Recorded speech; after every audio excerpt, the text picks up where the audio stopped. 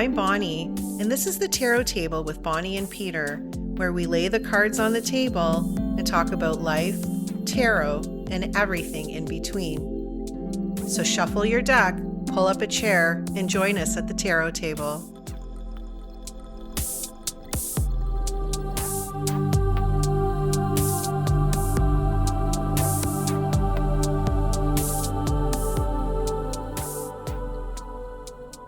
Hi, I'm Bonnie. And I'm Peter. And this is the Tarot Table with Bonnie and Peter. Welcome to this episode. I'm actually really excited about this episode because we get to talk about our favorite decks. So, although this was exciting, it was really hard to narrow it down. So, Peter, I think in the future we're going to have to do some more of these episodes because I think, like anybody who's accumulated a lot of decks over time, there's so many decks that you love.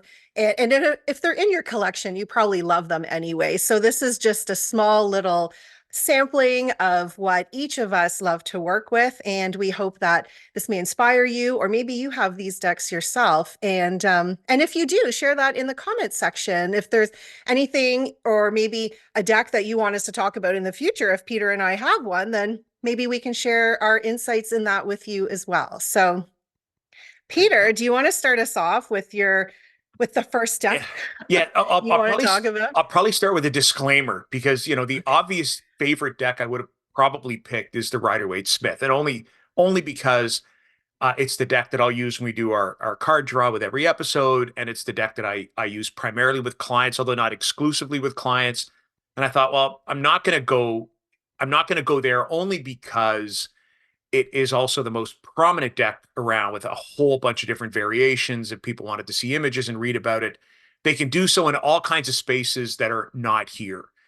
So we had talked about grabbing 3 decks, and I thought, well, I'm going to try and get 3 decks that I use for different purposes. And that's kind of what I did. So the first deck, and probably my all-time favorite deck that's not the Rider-Waite-Smith, is Joanna Powell Colbert's The Gaian Tarot deck. And it's my favorite because it was gifted to me. I mean, it's my favorite for a lot of other reasons, but it has a real personal story. So my wife, who was not my wife at the time, had come with me to the Reader Studio in New York City in 2010. And as kind of, as I'm going into courses and, she's sort of, wandering around New York, she went into the vendors section and bought me a limited edition of Joanna's deck, the Gaian Tarot. And I mean, it's beautiful. What I like about it is I think there are only 500 of these made, and they're large. I don't know if you can kind of see based on the size of my hands, they're a good sized deck, which, I quite like as, somebody with big hands and long fingers. I like having a big deck. Well, what I really like about this is the vibrancy of the images. Like somebody had mentioned to me that this deck, in some ways was created where every deck basically says, "Go outside." It's a nature based, female based deck. Like so, it's a goddess inspired deck that for somebody whose practice is kind of ingrained in that Rider-Waite-Smith world, it is probably as far from the Rider-Waite-Smith as any deck that I own. So the imagery, although it is, and Joanna would state herself on her website and in the accompanying book, that it is partially inspired by the images of the Rider-Waite-Smith. You really have to look at each of the cards to see where that came from. The courts, so the court cards, the 4 cards of the court, and the suits use completely different names from the Rider-Waite as well. So for me, it's like it's surprising that it's my favorite deck. But having said all of that, and we had talked about having our favorite cards. So I've got them to the side here, and I pulled 4. I'm going to save the best for last. Okay. I kind of have 4, but it's hard to narrow down because I'm like, I could have probably just randomly gone through this deck and pulled 4 cards and been able to speak about why I like these cards so much. So when I had started out, though, I'd said, I grab decks that I use for different purposes.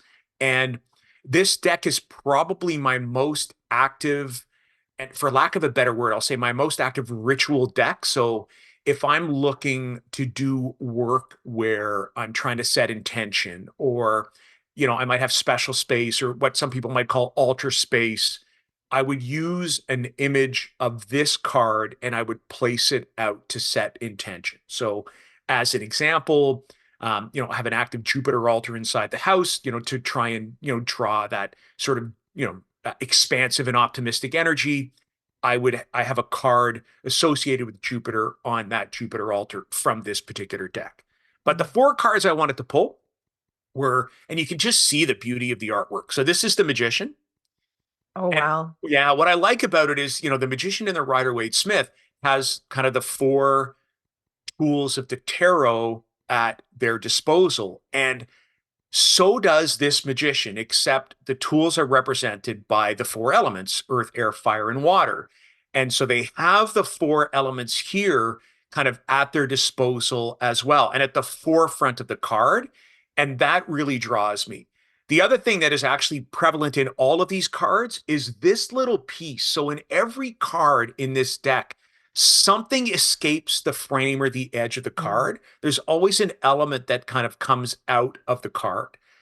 So I love the Magician because of the presence of the four tools, in the same way the four tools are laid out in the magician on the magician's table in the Rider-Waite-Smith. The four tools, as represented by the energies, um, are kind of prevalent in this card. The second one is the star card. And I think I showed you Oh, this one before. Isn't it? It's just stunning. So when it's we think about stunning. right, when we think about when we think about the star card as hope, or optimism, or like it really has that. It has that energy. It really does have that energy, and it doesn't it kind of has elements of the RWS, of the Rider-Waite-Smith, but not really. Mhm. And to me, it just speaks of beauty from one side of the card to the other, from the foreground to the background, and to everything in between. It has that water element that exists inside the Rider-Waite-Smith star card. It has that femininity. It has that softness. It really does personify that concept of hope and optimism. So I love that card for that. And the Oh, pictures are stunning. they're Like the stunning. the the colors are Yeah. so vibrant. Vibrancy was one of the words that I had used. I agree. And then you can see it when you look at the cards. The Mhm. next card is not vibrant in color, but I love its imagery nonetheless. So it's the Five of Earth, which would be the equivalent of the Five of Pentacles. And what I love about this card is that Five of Pentacles really has, it is a challenging card. In the Rider-Waite-Smith, it's that card that has two people walking in front of a building with, snow pushing in their faces.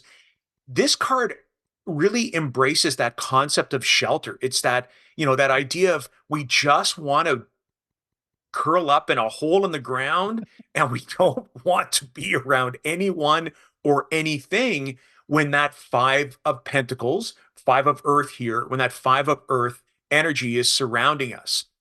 Do you And want to describe a little bit, Peter? If people can't see the oh, image, oh, it's what yeah, is it? It's I will. a So, squirrel. so yeah, so it's actually a person who's kind of embraced, or that they're enveloped in what looks like a mound of earth, Mhm. with a hole in it. So they've kind of dug themselves or had a shelter built for them where they Okay. seem to just be hiding away from the world. Mhm. And it looks like it's autumn or late summer, with leaves having fallen on the ground. The trees in the background look actually quite barren, as does the landscape as well. And one of the reasons I like this card, and I'll put it down now, is because it, like, as I mentioned, it really does embrace that cocooning that sometimes Mhm. needs to happen when we're faced with that Five of Earth, Five of Pentacles kind of energy. The other thing that it highlights that I like about this deck is the elemental base suit. So, as the Rider-Waite-Smith would have the wands, cups, swords, and pentacles, the guy in tarot actually has earth, air, fire, and water, or fire. water, air, and earth as its suit. So the five of pentacles kind of becomes, the five of earth. And I love that. I like that in any deck, but I Mhm. because a lot of my practice is element based, when I look at the suits, I love the fact that this nature based deck doesn't say, hey, pentacles means earth. It literally says, no, earth means earth, and we're going to call it that. So I like that as well. I said I would save the best for last, which I think is my favorite card in the deck. As a matter of fact, I have a print of this card in in large size, in poster size, that hangs on a wall inside the house as well, and that's the Wheel of Fortune. Now Oh, it's that's beautiful. beautiful. Now it's just called the Wheel, and I think of it as the Wheel of the Year, the Wheel of Life, because it represents all four seasons with kind of spring, summer, autumn, winter. It has the phases of the moon. It has the signs of the zodiac. Any kind of any kind of cyclical, any kind of cycle that would be represented in our experience in our existence is represented through this wheel. And of course, because of its astrological correspondence to Jupiter, as I mentioned, I have this card in Mhm. use at home, or the print of the card in use at home to kind of capture that energy of abundance, that energy of optimism, that energy of expansion. I'll call it that good, Jupiter juju that, kind of, goes out into the universe. And then again, right, that just that little teeny piece on either end that, Mhm. um, that overflows the boundary of the cards. And I think that's so prevalent in this card. So for those that can't see that are listening, the card itself is in a series of wheels in a series of circles with the sun at the very center, with four trees representing each of the four seasons, kind of surrounded by the eight phases of the moon, surrounded again, by the 12 signs of the zodiac. It is a stunning card, and then with butterflies that kind of metamorphosize themselves around the edge. So Definitely representing cycles for yeah, for sure in that sure. card. For sure. So, my all-time favorite deck next to the Rider-Waite-Smith, a deck that's pretty active in intentional spaces that, I use in my personal practice. So that's why I wanted and one with a great personal connection for me. I would carry it almost everywhere I go. It is by far my most used deck and my most worn deck. But that's what happens when you use, a tarot deck pretty often. How about you? What can you want to share one of your favorites with us? One of my favorites. Okay, so I'm going to start with the Light Seers. And if you listened in on our first episode, our introductory episode, this was the first deck that I purchased for myself. Um, I got a deck in when I was a teenager, and then I didn't continue on with the tarot past that. And then recently, when I went to begin my tarot journey, this was the deck that I picked. And the Light Seers Tarot is by Chris Ann, another Canadian. So if anybody doesn't know, Peter and I both live in Canada, in Ontario, and she is also Canadian. So we have that affinity. But what I love about this deck, well, number one, you have that deck, and for you, I'm sure it's the Rider-Waite-Smith deck. But even if you're using a different deck, you always think about a different card in a different deck. Mhm. So for me, I think about the Light Seers because that was the deck really that I started my practice with. I really started learning about the tarot and really developing that connection with the cards.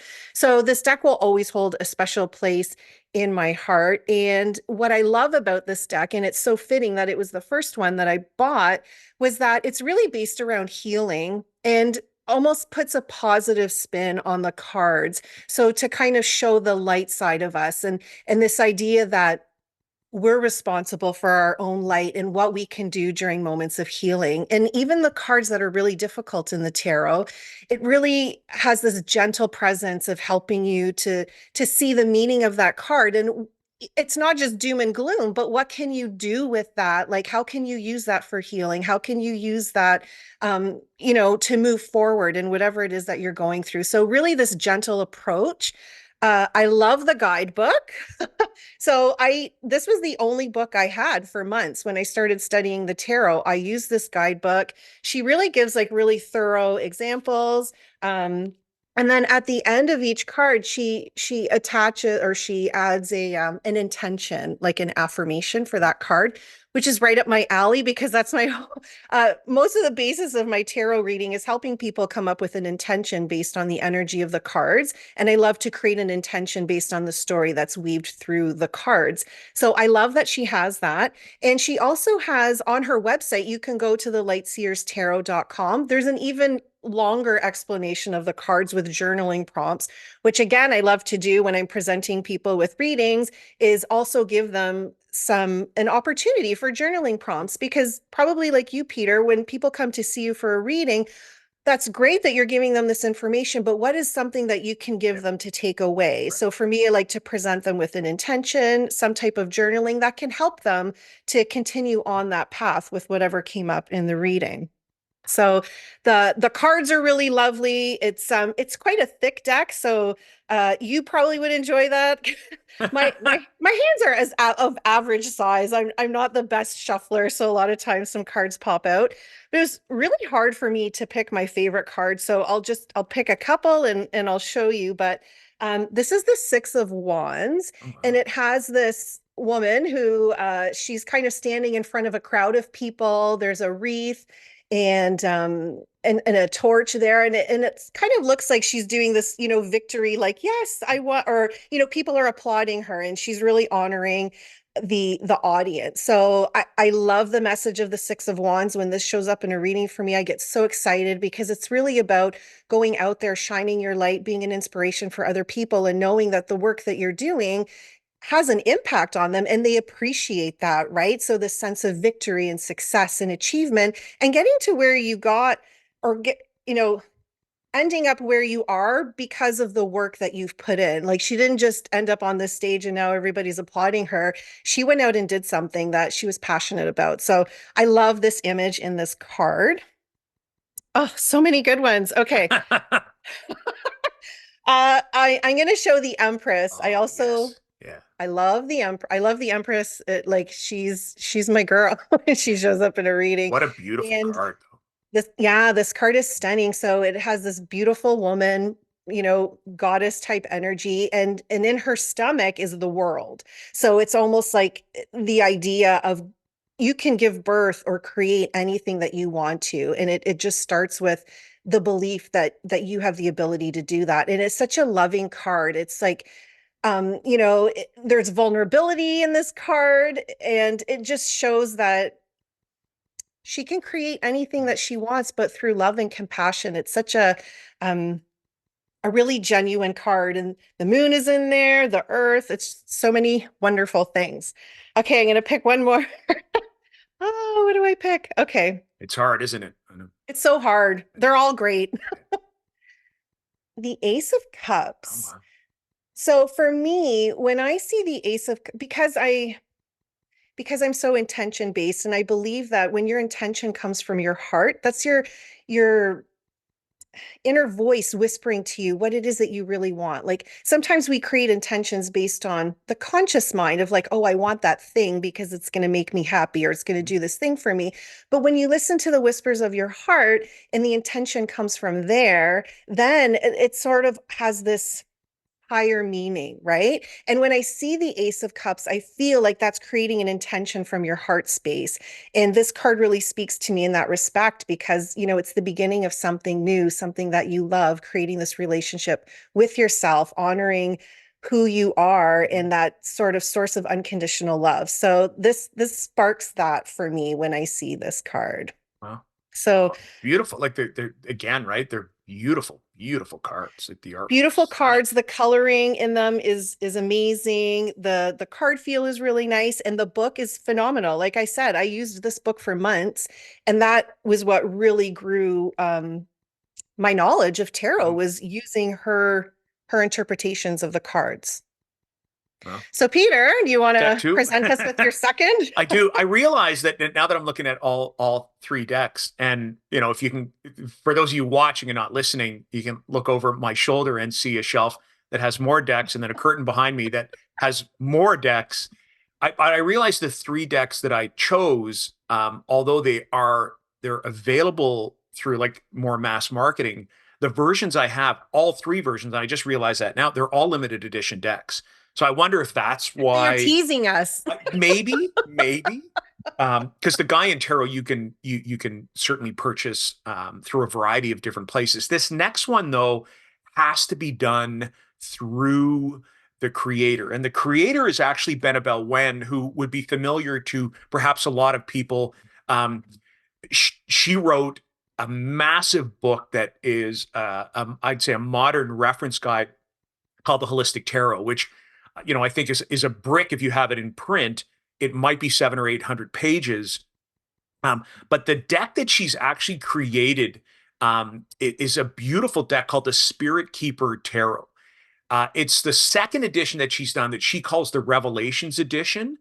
And the reason I selected this deck is because this is my learning deck. So what she's done, and I think she's actually taken some real risks with this deck. She's created an esoteric deck for the modern age. So what she's done is she's taken images inside the deck, and I'll kind of paraphrase, and if I get it wrong, the errors are mine, but she's looked to have cultural and spiritual traditions from all over represented in the cards. And by all over, I mean past and present traditions. So the card itself, the deck itself, is a real learning experience for me. I've actually I purchased this deck, probably I received it about a year ago, and I'm still going through the cards one at a time. Um, it it's just a, I'll call it, it's almost a magician's deck. Like it is a deck that has a real, almost magical quality to it. But I love it because um again, the images really resonate with me. The artwork that she's done with this deck is spectacular. And I'm actually, when we talk about our favorite cards, so there's a variety of reasons that the cards feel, they're beautiful, they're heavy. So it is a thick card. But it's easy to manipulate. The quality is outstanding. There is probably a linen quality of linen print that's been done to it. But what I really like about the cards, and I think what draws me to every single deck I get, are the images of the cards themselves. So I picked actually one card as a favorite, but this is where I talk about the idea of taking risks. Is the card that I'm holding is one card. It's the Fool, except it's Oh, three iterations of the Fool. And this is where I think, like she's done just a wonderful kind of thing with this. So the first iteration of the Fool, she calls the Initiate. Now, for those of you that are listening, the images are extremely intricate, so I'm not going to describe them. Instead, what I'll do is I'll have you kind of do a search for the Spirit Keepers Tarot Revelations Edition, and all the cards I'm talking about are available on her website. For those of you watching, though, you'll get a sense as to just how beautiful and complex these cards are. So the idea of the Initiate is the first step of the journey of the Fool. So it's that idea of the Fool going out on a journey, and it probably fits more with the concept of the Rider-Waite-Smith's deck, where the Fool is taking that first step towards something. We don't know what it is. The second iteration of the Fool she calls the Seeker. And it's that idea almost at the purpose of that first step. So if we've got the Initiate taking the Fool's first step, we have the Seeker kind of underlying or highlighting the purpose of that first step. Well, what are we going to do? Well, we're going to go and try and find some answers to some questions. We're going on a journey somewhere, and we want to try and find answers. So, we're becoming the Seeker. So it's almost like the Initiate is the first phase of the Fool. We kind of move into that Seeker space. And then the last one is the Keeper. And this one I think, is actually kind of unique to this deck. So what she has here is a Fool whose role is one to interact with the divine, and in whatever capacity you call the divine, whether it's a higher power, whether it's your higher self, whether it's a higher version of yourself. And this element of the Fool is really an invitation to do some kind of magical work. So it's a space or it's a place, I guess, that keeps space for the powers that we may work with, or that we may work through, or that we may work around as we, sort of dig into, deeper work with the tarot. The guidebook, and I'm not one for guidebooks, but the guidebook, this actually has two of them. And Oh, wow. the first one is a real deep look into each one of the cards, both the imagery, the choices she made around who it's supposed to represent, some of the artwork, and then the meaning in various uh, meaning in various, I guess, purposes to work with the card. And the second one I haven't even looked at yet, because the first one is almost 1,000 pages long.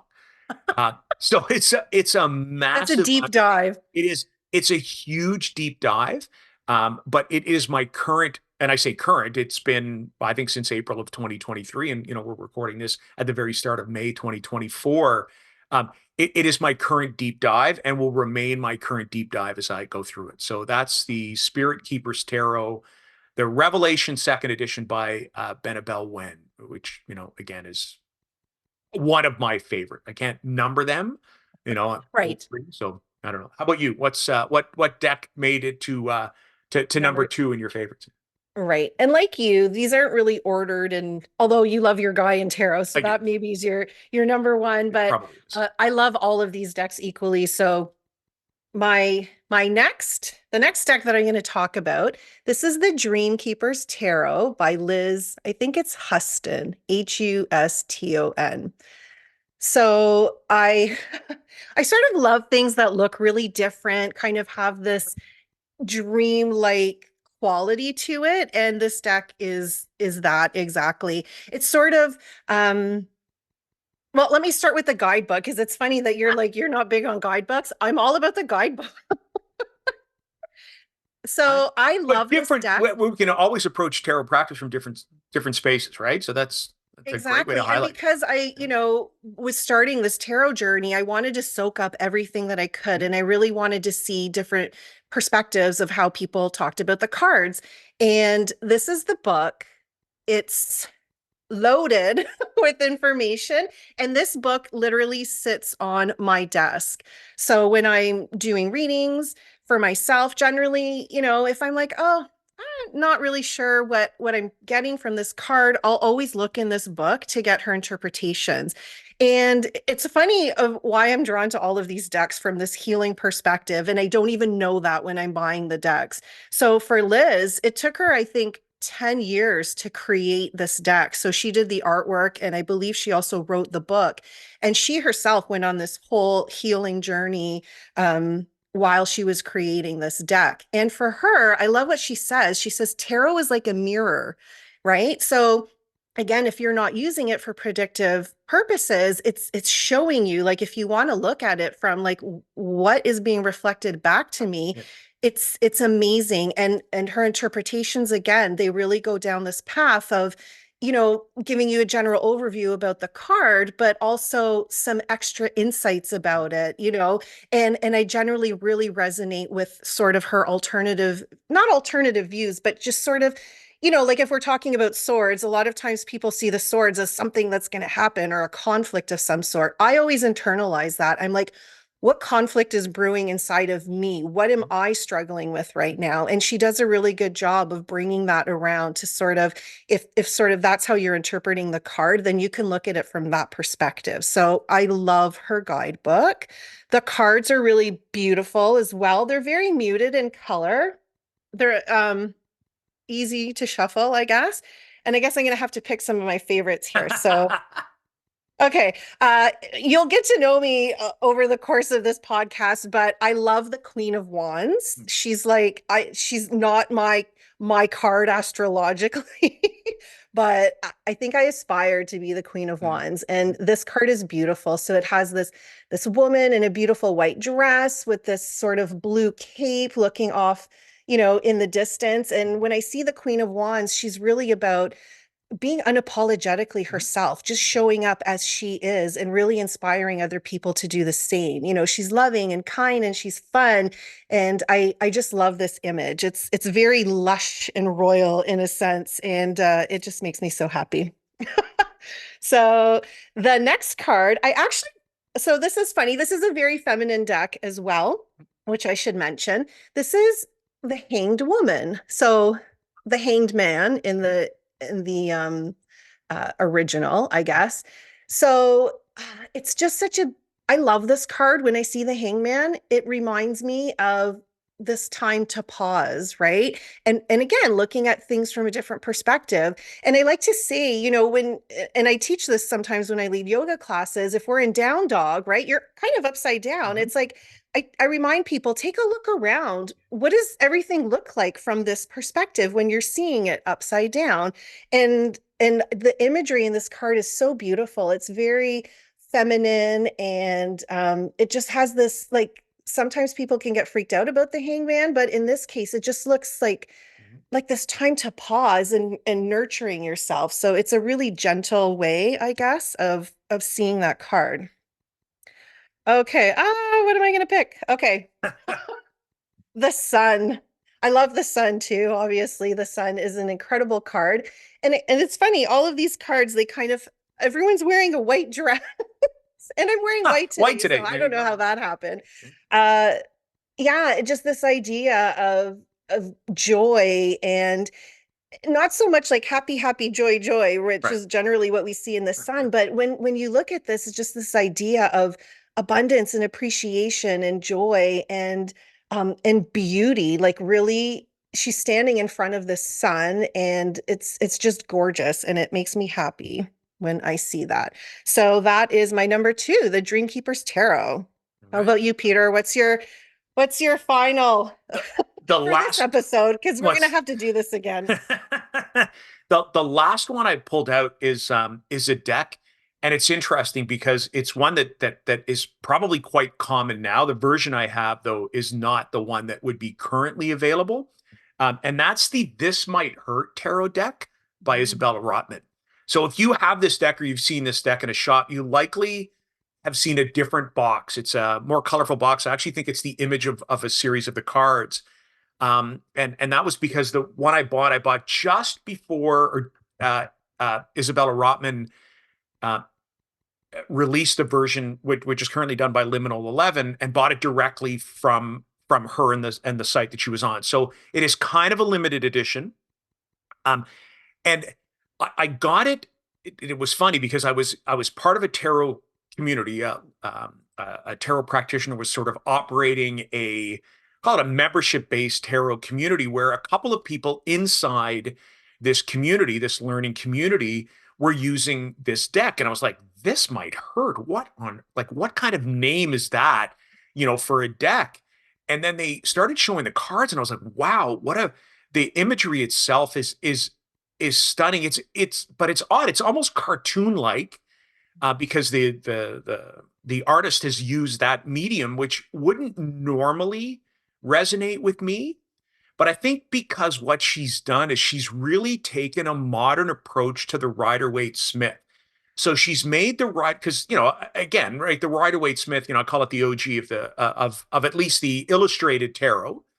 The images were done in 1909. So they represent the world of post Victorian England at the turn of the 20th century. So the images are not representative of the world that we live in. They represent a world that is no longer the one that we are in. And Isabella Rotman has kind of taken the Rider-Waite Smith and have given it a more representative feel. The characters have different skin tones and types, and body types are different. And the clothing that people wear you know, uh, is not that post-Victorian 1909, Cloaks. flowing robes and cloaks, right? Um, Even the roles that are taken on in the Rider-Waite Smith are very gender stereotypical. That's not the case in the This Might Hurt Tarot. A king doesn't necessarily need to be male represented, or a knight is almost never necessarily male represented in this deck. There is gender fluidity in some of the cards as well. So I love that about it, but that I think more than any deck that I've discovered, she stayed kind of true to form with the Rider-Waite Smith. So again, from a physical perspective, I always love good quality decks. It's hard because if you don't, like, this deck was bought, kind of sight unseen, or not sight unseen. I'd seen the cards, but you don't get a sense as to what it's going to feel like until you get it. But I would never question the quality. It's actually kind of gilded, silver gilded along the side. So if I can find my deck, like, oh yeah. So, you can kind of see, I don't know if you can, for those of you that are watching, you can see the silver gilding along the side of each of the decks. And then the back looks a little bit different as well. Um, but I grabbed a couple. So the cards, I pulled out two. The Magician is, look, when we talk about, well, what card's going to make or break a deck for you, the Magician is often that one. So what I love about this is the color. The background color is almost identical to the Rider-Waite Smith. So right away, the colors themselves almost speak, hey, like, this card is the RWS, but the tone of it is completely different. There is no table. The tools are actually floating. Yep. The as above, so below, so that, the arms of the Magician, one, kind of pointing up, one kind of pointing down, are there as It well. almost looks, is it like a disco It's move? Is that almost, what she's doing? well, and almost, right? In some ways, you've got that piece of celebration. And then the other card, which I love, because the Magician and the High Priestess kind of, they're almost an archetypal pair in the Rider-Waite Smith. And Isabella Rotman has kind of done the same thing here. And there's strength and softness to the High Priestess that I actually think she does a better job of highlighting than Pamela Coleman Smith did in the Rider-Waite Smith. Because when you take a look at this, like, this High Priestess both looks like she would be the Oracle of Delphi and be able to, tell you all kinds of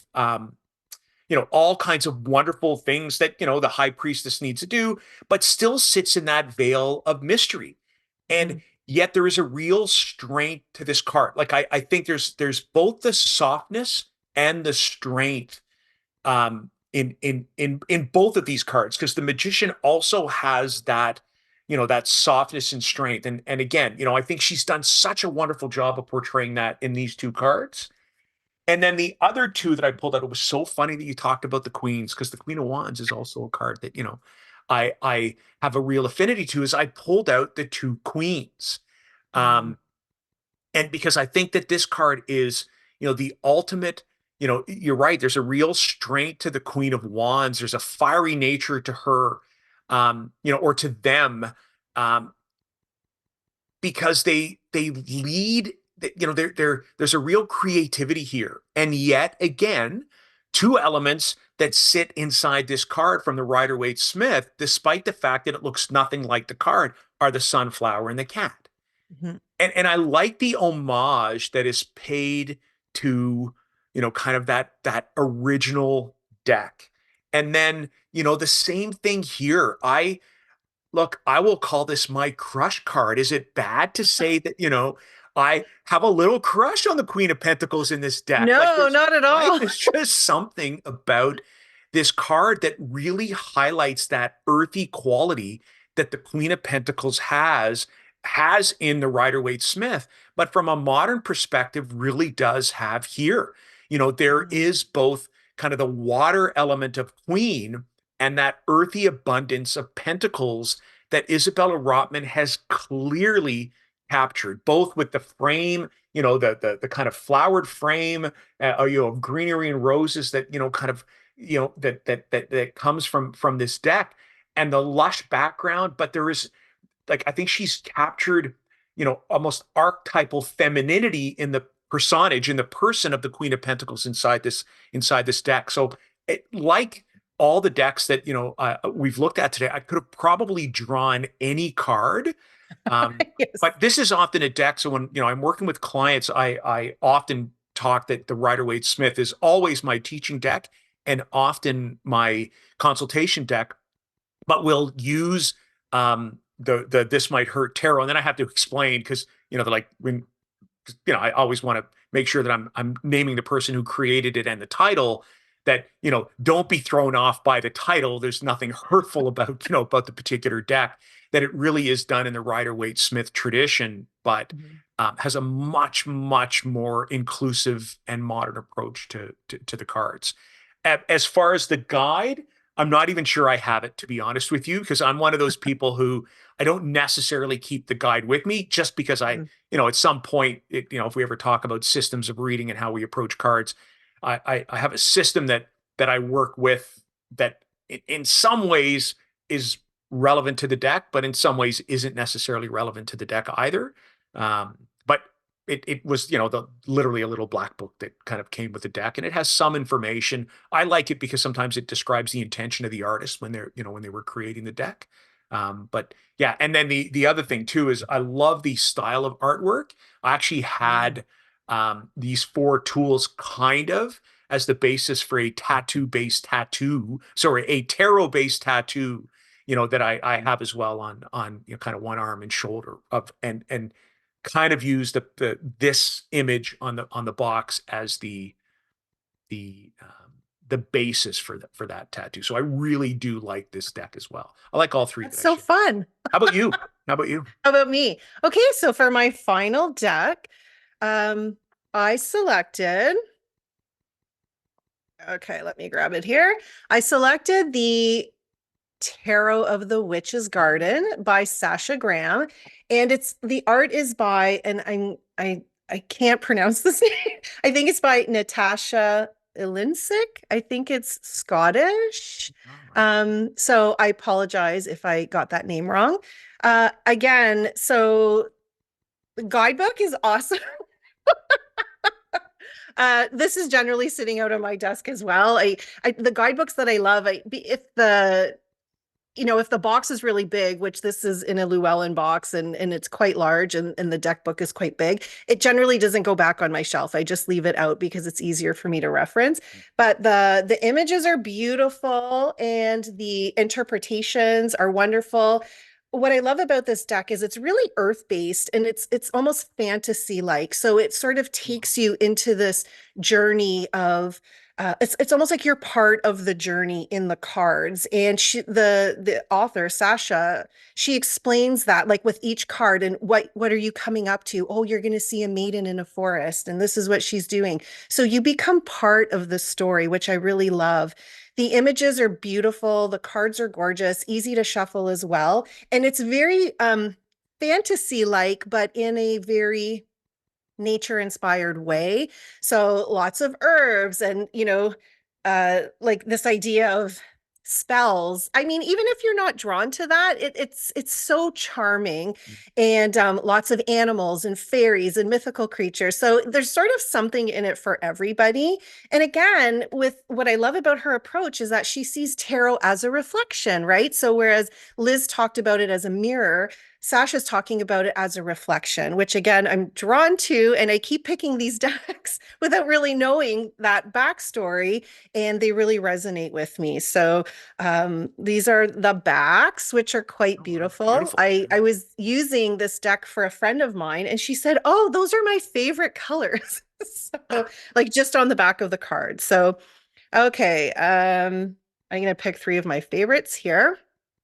So and the other thing I love is I love the autumn, like the fall season, probably because my birthday's in the fall. And a lot of these cards lend themselves to being in the fall. So this is the Three of Cups, and there's three lovely ladies, dancing around. There's pumpkins, which I love. So this just has a lot of things in me that spark so much joy when I see that. And of course I love the Three of Cups. It's about celebration, being with your people. And I this image makes me really happy. And yeah, this is one of the cards that really speak to me. The other card that I really love in this deck is the Temperance card. Oh, wow. Uh, Temperance is very prominent in my life as a reminder. So I see, the beauty and the ease in this card. It's, this woman, she's got one foot on the ground, one foot in the water. And she's, moving water from one cup to the other. But there's like a grace and a beauty in this card that, moderation doesn't have to be a bad thing, right? Like moderation can be this beautiful practice, and it's so gentle, and the colors in here are gorgeous. My my final, I guess, if I'm just going to pick three, is the Nine of Pentacles. Okay. And this is very similar to the Rider-Waite-Smith image. A beautiful woman in a garden wearing a really, luxurious dress. She's got a hawk, I guess, on her arm, and she's surrounded by, nature and beauty and wine, which, I love. So this also makes me very happy, and it just the images just really speak to me. And again, if you're not sort of into that witchy spell realm, you can still use this deck and really connect with it in a way because the images are beautiful. I actually even used one of her cards as an inspiration to a yoga nidra journey that I wrote. There was a beautiful cottage and in the countryside, and Wow. it really inspired me. So you can use cards like as inspiration for so many things. And that's why I think the beauty of having different decks can inspire us in so many different ways. Yeah. Oh yeah. Wow, that's a beautiful deck too. Like, so six decks highlighted today and and six different decks for different purposes, all with beautiful images. And some of the decks you shared today, I had never seen before either. So that was great. Yeah, thank you. Thank you for sharing that. Thank Yeah. you for sharing yours. Oh, Do we my have pleasure. time to pick a card, I Peter? I Or think I think we do. Yeah. Oh yeah. Yeah, of okay. course. It's, Do you want you- do you want to pick a card from one of sure. your decks that you I am. have I've on your actually, I Oh, think I had you're said the whole shuffling already. time, I think the whole time I had said, oh, you know what? I'm going to, I always pick from the Rider-Waite Smith. And this time I'm actually going to shuffle the Gaian and draw one from there. Okay. All right. So let's see what we've got here.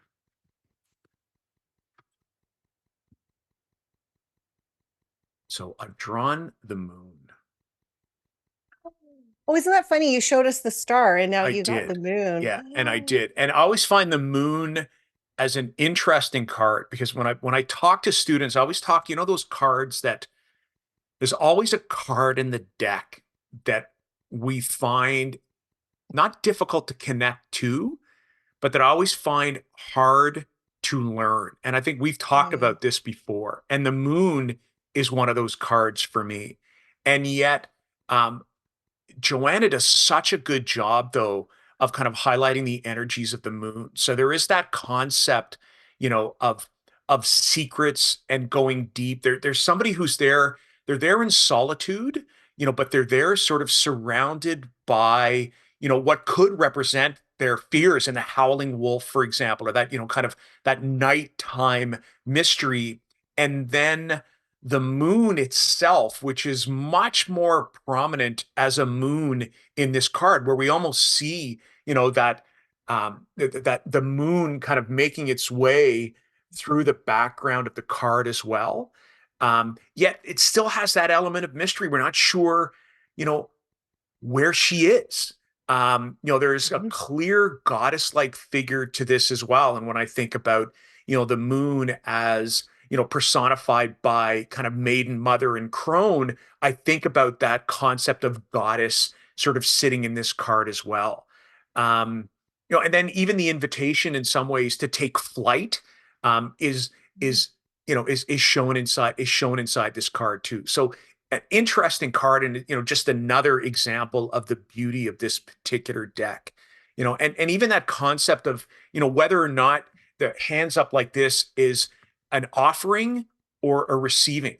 Mhm. Is this someone who is offering themselves up or a piece of themselves up to whatever it happens to be, whether it's ritual work with the moon or whether their work through the powers of the moon, through the mysteries of the moon, is them being receptive to the energies that are coming their way. So, that's kind of, where I'll leave that. Do you have anything that you want to add, either based on the moon itself or based on the image that's here? Yeah, I actually love the image in that card. It is inviting. Oftentimes when the moon shows up, we think about our fears, right? Yeah. And bringing those fears to the light. So, and I think a lot of the times we're afraid to face our own fears because of the unknown. Well, what happens if I actually face what happens if I acknowledge that Mhm. fear and then go down that path? So I think the moon helps us to really illuminate that those parts of us that are mysterious, that create shadows, and when it's at nighttime, we can't really see what's Right. going on. So a lot of, that's why nighttime also breeds fear sometimes in people because you can't really see what's happening. So that idea, but that card is so gentle that it's like, again, it could be an invitation or an Yeah. offering of, I'm offering up these fears, or I'm Mhm. inviting the illumination of what is hiding so that I can see it, so that I can bring that to the light. So Yeah, really, really, there's a vulnerability to that card that does a great job of expressing vulnerability in a way that's safe. mhm. Yeah, no, that's great. Yeah, Yeah. great insight. Now, all right, here you go. Okay. I'm What? going to use the Tarot of the Witch's Okay, Garden. there you go. So the last deck that I spoke about, and I've been shuffling them. I'm going to pull a card. It's getting really tattered around the edges. So, used to this It's one it quite. it's what happens, right? It's what happens. Yes. Okay. Oh, interesting. Okay. So this is the Page of Oh Cups. wow. So we have sort of like, how would you, like a mythical Yeah, creature, I yeah, guess, in the yeah. water with a cup and, a little fish popping out and a big toad or frog beside. So when I see the Page of Cups, again, I often go back to the first deck, to my, the Light Seers. And I think about, I love what Chris Ann says about this card. It's the like when pigs fly, right? So it's about having a dream and knowing that it's okay to have dreams and it's okay to go after those dreams. And then with pages, right? Like they can signify new beginnings. So what is it that you're really in love with, right? Like emotionally, relationship. It's okay to have a dream and to follow that dream and to see where that takes you. And also this idea of intuition, right? Like if you get a spark of intuition, what are you going to do with that? Are you okay to follow that, or are you going to question that? So I see the page as the starting point of something, the starting of, having this dream and wanting to go after that, and really maybe opening up to your intuition and believing in your dreams, really. Uh, and it's funny because you said the moon card can sometimes question, like bring up, and that's what the Page of Cups does for me as well. So I would welcome, I mean, I'm sure there's so much more to this card that we could go into and that I'm not expressing here, but what do you want to add to that, Peter? What do you think of when Can you you see the Page of Cups? Well, can you hold that card up again? Because it was just, Yes. I think I would only add, yeah, it's the one thing I think the the Page of Cups in this card is doing the same thing that the Page of Cups is doing in the Rider-Waite Smith, and holding a cup that has a fish emerging from it. And Hmm. I always think, that's to me that I don't have anything to add because I we've talked before it in a previous episode around pages being the personification of the energy of the ace. And I think, the Page of Cups really does that wonderful job of personifying the energy that the Ace of Cups would have. So maybe it's an offering of intuition, maybe it's an offering of vulnerability or emotion, anything that sits inside that realm of cups. And the page allows that to happen. But what I wanted to point out with this card is, even with cards that seem to go sort of so far away um, from more traditional decks, it seems like artists look for an opportunity to just say, okay, I still know where the origin of the tarot came from. And that was what drew me. It was nothing about the meaning at all. It was the little fish kind of coming out The of the little fish cup, popping. little fish popping out of the cup, right? Little fish popping out of the cup. Amazing what, kind of what different things, draw us. And as you mentioned, it really does highlight the importance of sometimes, working with other decks. I do caution people though that are learning the tarot that sometimes, it can be overwhelming to go, oh, I got this deck and this deck and this deck and this deck. But if you're looking at them from a pure beauty perspective, then sometimes recognizing that the intention of cards can vary from deck to deck as well. So, as we sort of highlighted today, as we both pulled cards from different decks, and we looked at different decks as well. So, which was very enjoyable. I hope people enjoyed that today. So I know I did. I did as well. I love to see decks that other people use. I think if you're starting out with tarot, I love what you said about, having one deck that you really resonate with and work with that and feel really comfortable with that. And I that's the perfect journey to go on. But I think what happens with tarot is that you become so enamored with it, and then you're like, oh, there's all these decks out there, and then you start collecting decks, and then that becomes a whole new world. That's So right. yes, Yes. in Yeah. the beginning, stick to one, Yeah. work with Stick to that, one, work with that. Yeah. Correct. Yeah. and But then yeah, branch out from you'll there. go down the rabbit hole of collecting decks soon enough. Yes, exactly, exactly. Well, Peter, where Yes. can people find you if they want to connect with you, and what do you have going on? Well, you can always find me at peterwhitetarot.com or at Peter White Tarot on Facebook or Instagram. Always lots of things going on. What I would invite people to do if you've never had a tarot reading, if you've never worked with somebody doing a tarot consultation, I'd invite you to go and take a look at the consultation page on my website. I offer a variety of price points and times that can suit anyone's needs. My calendar usually opens 60 days kind of ahead. So, anywhere from a week in advance to 2 months in advance. If you're looking for insight and for guidance, around work with the tarot, then yeah, I'd invite people to take a look and see, what I offer inside that space. How about you? Yeah, easiest way for people to find me is my website. So that's breathewithbonnie.com. I'm also a little bit on Instagram at Breathe with Bonnie. But yeah, if you go to my website, you can also see the services that I offer. I've mentioned before that I love to help people create an intention based on a reading or even based on, a personal meditation practice. So there's different services that I offer on my website. So if you're interested in any of those, you can check those out.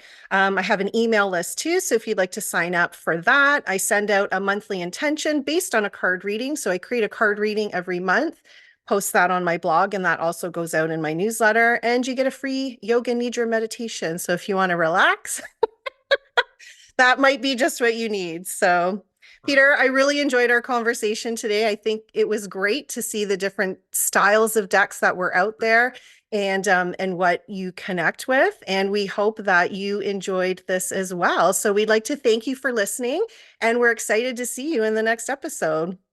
Thanks, everyone. Bye for now. Bye.